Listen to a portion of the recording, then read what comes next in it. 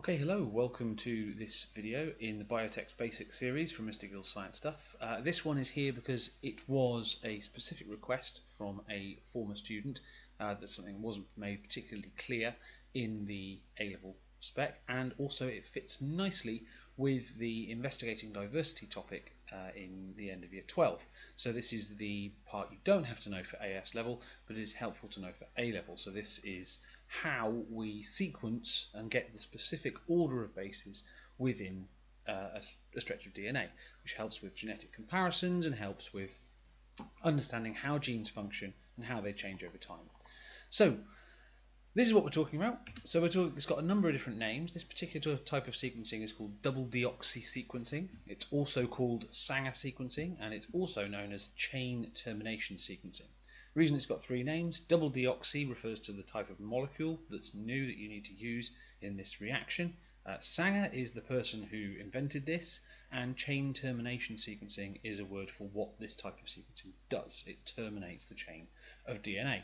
So a little bit on this guy, Frederick Sanger, from his life in 1918 to 2013, so he lived to the ripe old age of 95, and he was an absolute legend of molecular biology, biochemistry. He got 2 Nobel Prizes. He's one of only 2 people to get 2 Nobel Prizes in the same field. The other was a physicist, and he got one for this, for Sanger sequencing, and one for his work on determining the structure of insulin, a really important molecule in regulating diabetes, regulating blood sugar, of course. And he's a local boy. He's from just down the road. While he was born in Gloucestershire, he grew up in Tamworth in Arden, just down the road, which is fascinating stuff. So this is his process: double deoxyfluorescence sequencing. Right. In short, what you do is you find a sample that you want to be sequenced. Now, it works with moderately sized pieces of DNA, but quite often you have to do these in chunks and then stitch them together. And that stitching together stage is not what we're talking about today. We're talking about the sequencing of a particular chunk of DNA. So you find a piece you want. Maybe it's a fragment from gel electrophoresis. And if you haven't watched the gel electrophoresis video, go back and do so you understand what we're talking about, because that's going to be quite important at various points in this lesson. So let's say you've got your gel there, and let's say you're particularly interested in that fragment there. You would physically cut that out of the gel, and that's your sort of starting point for the sequencing process. You amplify that via a modified form of polymerase chain reaction, a modified PCR. And if you don't know how PCR works, go and watch the video on PCR, because it's very important in understanding how this process works. Okay, so there you go, popping your little sample into your PCR heat block. The difference here is you're going to add in a small amount, as well as all your normal PCR reagents, you're going to add in a small amount of what are called double deoxynucleotides.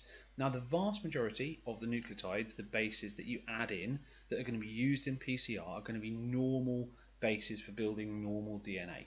A small amount, maybe 1%-ish, would be, maybe less, maybe more, depends on your protocol, would be the double deoxys. Okay, so double deoxy A, double deoxy G, double deoxy T, and double deoxy C.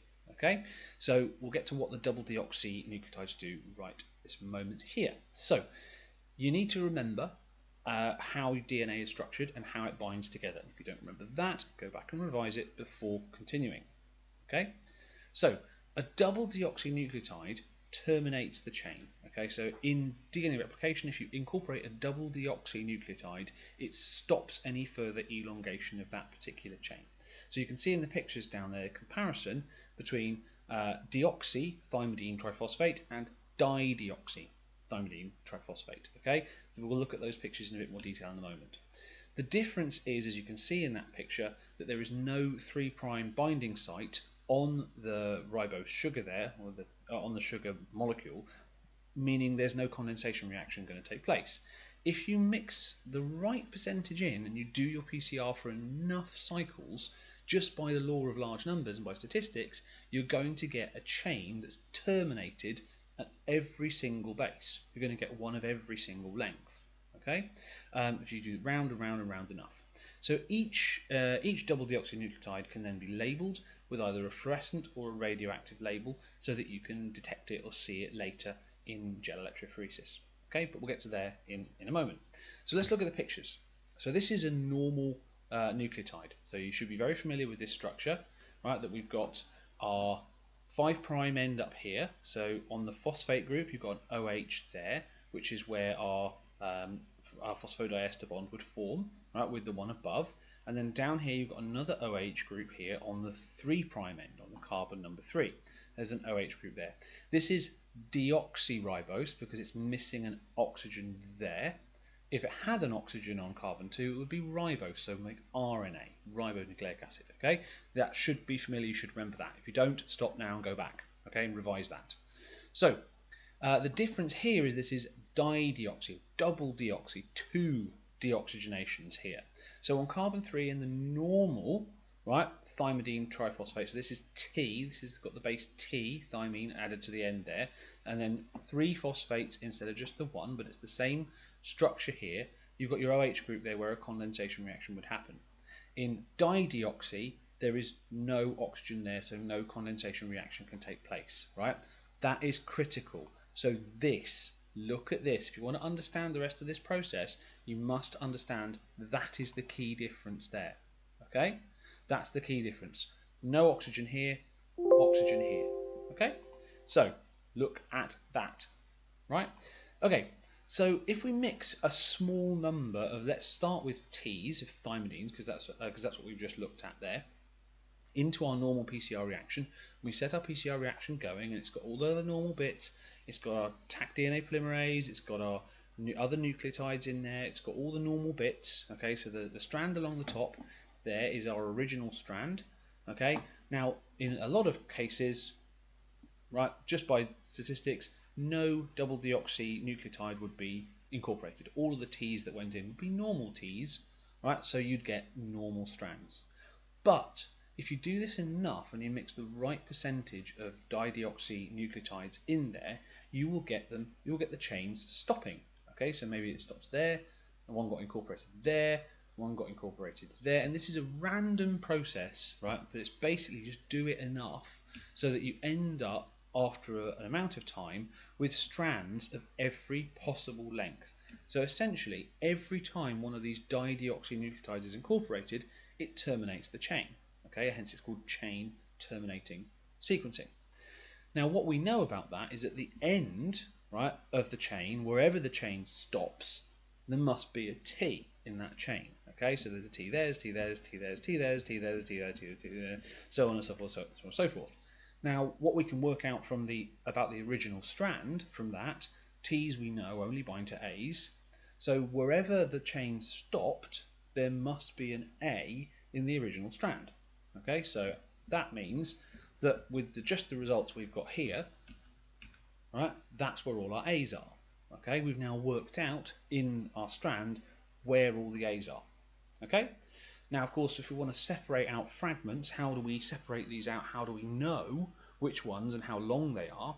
Well, that's gel electrophoresis, isn't it? That's the last video we looked at, so make sure you know that before we move on.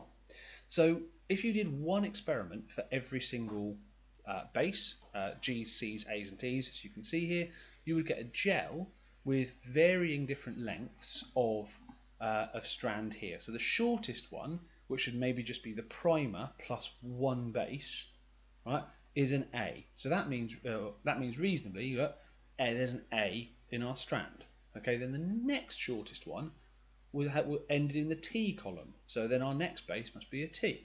And then a G, and then a C, and then a T, and then a T. And we basically just read this off down, and that gives us our DNA sequence. So if you've done an experiment with each of those bases, double deoxy A, double deoxy C, double deoxy T, and double deoxy G, you have covered all your bases. And yes, I did write this just so I can get that pun in. I was advised I should probably go with the more modern all your base are belong to us, but that wouldn't be on brand. So moving on. So hopefully you're okay with that. That's still a bit laborious because we've got to do 4 separate experiments and then read them off down. Now, wouldn't it be easier if there was a way we could only do 1 experiment and just get this an entirely automated process? Fortunately, there is.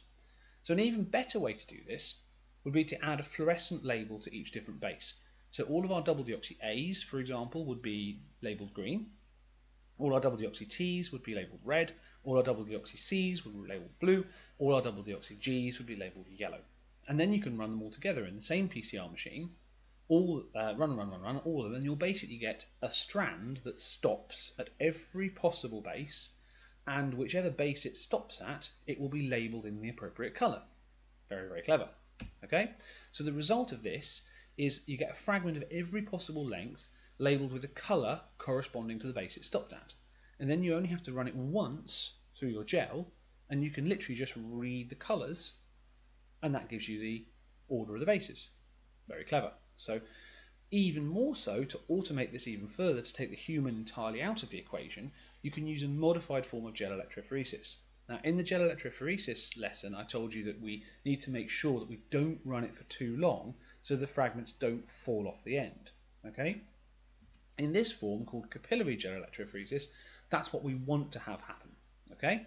Because we can put a detector at the end, a laser colour detector at the end, run the gel continuously, and as they fall off the end, in particular order, so it looks like this, as they fall off the end in a particular order, they go through the detector, and the detector detects the colour, puts that through to a computer, and the computer just reads the sequence for us. So in totality, it would look like this.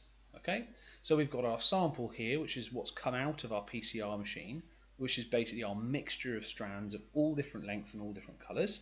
We then run them through this really thin capillary, so this is a capillary gel electrophoresis, a really thin version of the gel we talked about in the last video, and we run this continuously until each strand in size order drops through this fluorescence detector and into the buffer over here. Now remember, they're going to repel from the negative because DNA is negatively charged, and attract to the positive because of the charge on a strand of DNA.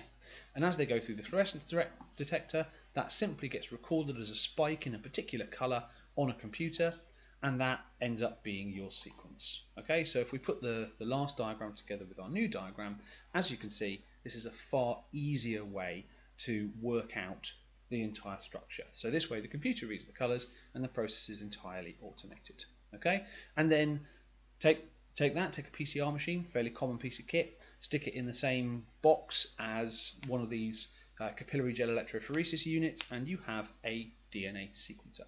Okay, and this is a lab down here full of DNA sequencing machines. There's one for you, and there's its output on the screen there. All right, pretty clever. Okay, so if you understand PCR and you understand gel electrophoresis and you understand the structure of DNA, this isn't too tricky a thing to understand, but it has genuinely revolutionized how we can sequence orders of bases and how the information that we can gain, right, from information from our DNA. Okay, this is genuinely revolutionary technology and a well-deserved Nobel Prize for Frederick Sanger, our local boy. So, and that also gives the media lots of pretty pictures for which they can use in science reports. So if you've ever seen a picture like that, that's where it comes from. So that's Sanger sequencing. Next on our Biotech Basics will be DNA hybridization. Thanks very much.